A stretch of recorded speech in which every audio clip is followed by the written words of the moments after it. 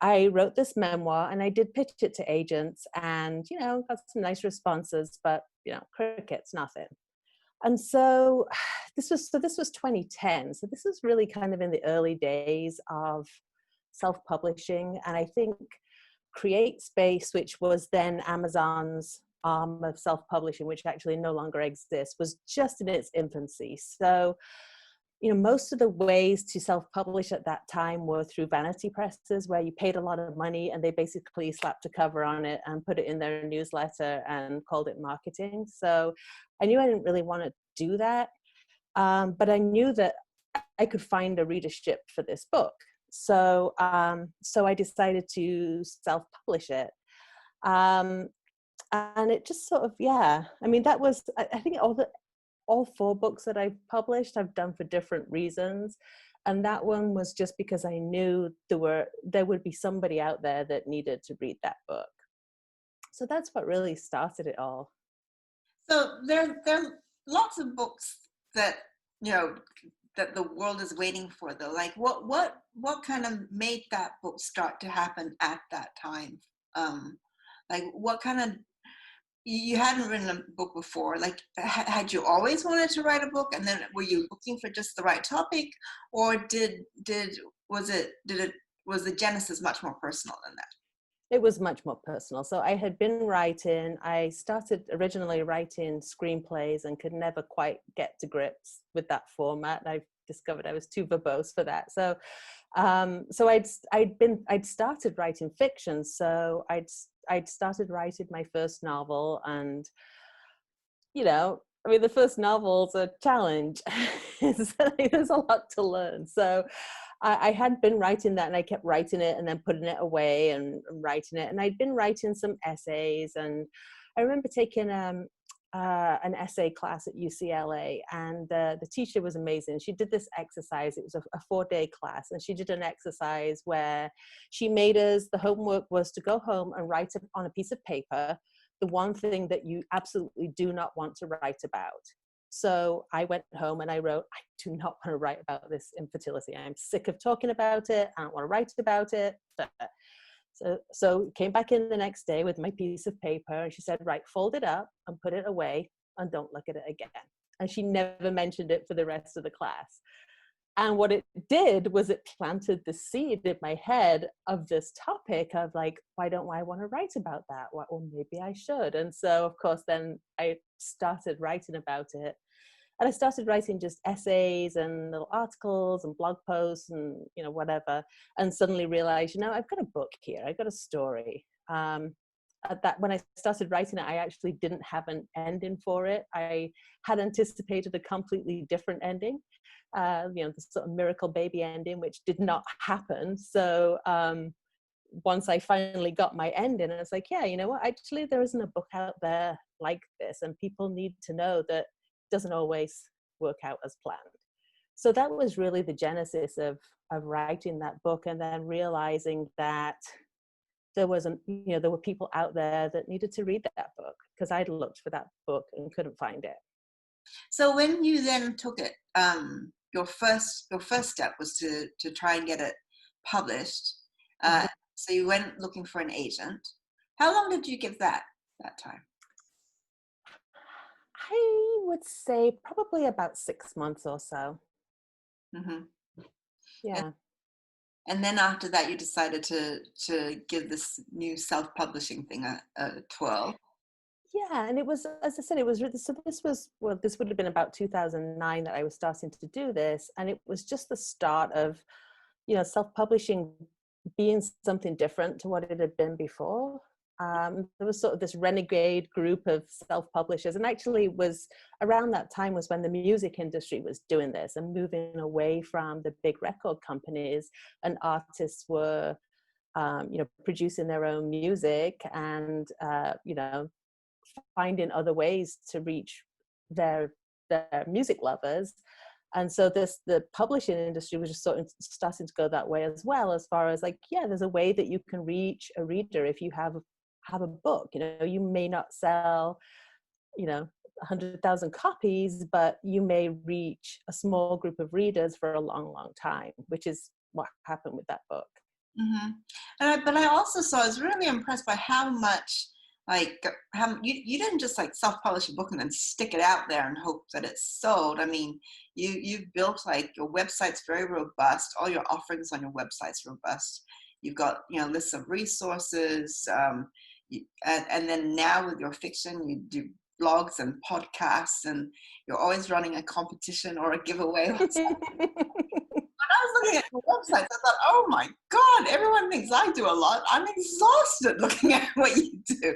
How did you do so much? Like, and how did you plan it all? Did you come into this strategically, or did you start with a book and then kind of put things onto the sides? So I think the nonfiction and the fiction are completely different. And I would say that I don't think I do a good job of marketing at all. And I see people that are doing way more effective things. But with the first book, I did start, I knew that I had a community, a very niche group of readers. This wasn't going to be a book for everybody, but I created a website. When I first started blogging, I blogged 5 days a week. And that lasted for a couple of months until I realized this is not possible. You can't blog 5 days a week and still continue to do anything else. So I found a sort of a happy place of 3 days a week. But I knew that there were people out there that were not getting this information from anywhere else, because at that time there were no other blogs or websites like this. So I created this online community, and I mean, it's actually, considering it wasn't what I wanted to do when I grew up, write about infertility, it actually ended up building something that I'm actually really proud of. I had a pretty robust community there. And I actually just made the decision, this year has been 10 years that I've been running that site. And I made the decision to not to shut it down, but to just, stop continuing to post content and build that and put my focus in what I really want to do, which is fiction. Okay, so I have 2 questions before I forget them. One is, so how long then before Life Without Baby came along? So And that was, I just, I'm over 50, so I have to ask them what I think about them as they go. My other question is, see, it's gone. All right, let's go. Let's go back to Life Without. sorry. So, So that was 2015, so 5 years later.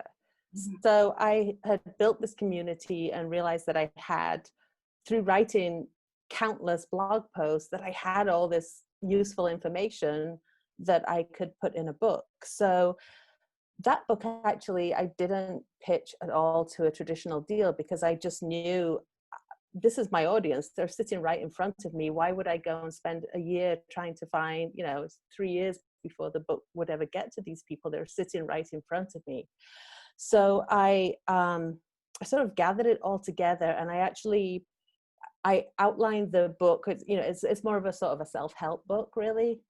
So I split it into 4 sections, just sort of these 4 stages of coming to terms with not having children when that's something that you wanted. So sort of 4 stages of that. And I wrote them one at a time and published them as ebooks, just as little short ebooks. And that sort of generated some interest as I continued to write the next section. And then when I got all 4 books together, I put them together and did a sort of a overall edit. And I had these edited at every stage, of course. And I went directly to self-publishing. I didn't even look for an agent. And that continues to be my best-selling book, much to my fiction chagrin. But nonfiction is so much easier to market. It's just so much easier. Yeah, it's much easier. Yeah, it's a completely different ball game. And if I was a smart self-publisher, I would do nothing but write nonfiction. But Well, okay. So here's some more questions then. So your community that you were writing to, this community that you grew, how large, is it at this time? Like how many? we had about 3,000 members. Uh-huh. Yeah. I mean, so there was the blog that people sort of come and go, and then a community that was something that you had to sign up for, and that I think was about 3,500 members. But it's an evergreen topic. It's not timely now, but next year it's going to be gone. There are new people looking for the book all the time. Right. So yeah. In terms of your career as an author, though, we talk so often about the author's platform and like building your standing, and then, but was it in any way possible to port your platform from your nonfiction to your fiction? Did you find, amongst those 3,000 people, even 10% who are so well disposed towards you that they wanted to buy your next book? Did you try? Yeah, and I have, I've talked about it sort of surreptitiously on that blog and just said, if this is what I'm doing in my other life. I write fiction, and this is what I write about, and this is where you can find me. So what I should probably do is send an email to that email list and say, hey, come on over, this is what we're doing. So that's on my list of things to do. And there'll be some crossover, but the people that come to that site are at a very sort of vulnerable time, and they're looking for the answers that site will give them. Right. And so that sort of crossover is a little trickier, but some have definitely come over. Yeah. Let's kind of follow your books and your career to your fiction. So when you then started writing fiction, the first question is, did the writing the writing the nonfiction, how much did that help you with writing the fiction? Like, did it, as you said, the first novel is very difficult. Yeah. Only one way to learn how to write a novel, they say, and that's to write it. But did you feel that writing book-length nonfiction at least helped you with the endurance, or gave you some processes or writing disciplines, practice disciplines that came in handy? Yeah, I think so. I think I think one of your later questions, I imagine, will be, what did we all, what did you learn from all this? And I think one of the things that I've learned is how to structure time, how to set my own deadlines when nobody else is setting them, and how to cajole myself into my seat in the morning to get the work done. So, I think that discipline of actually finishing a book, and also working with editors, and finishing your book and thinking, I'm done, and then handing it over to an editor who comes back and says, oh no, you're not, because you need to rip this whole. The memoir that I wrote, I hired a fabulous developmental editor, Jenny Nash, who is like so amazing right now that she's not even editing anymore. She just teaches other people to be an amazing editor. And she came back to me and she said, you've got something here, but you need to go back to page 1 and rewrite this whole thing, because you are skimming the surface of what you're really trying to say. So that was like, okay, we'll throw this entire book out and start again. Mm-hmm. So, but I think we've talked about it before, and in the publishing industry, you have to grow rhino skin. Like, you have to learn to take feedback and criticism and 1-star reviews along with the 5-star reviews, and people saying no, no, no, no, no, no, no all the time. So yeah, I did some acting for a while, and God, you have to have rhino skin for that, but I think publishing is just as tough.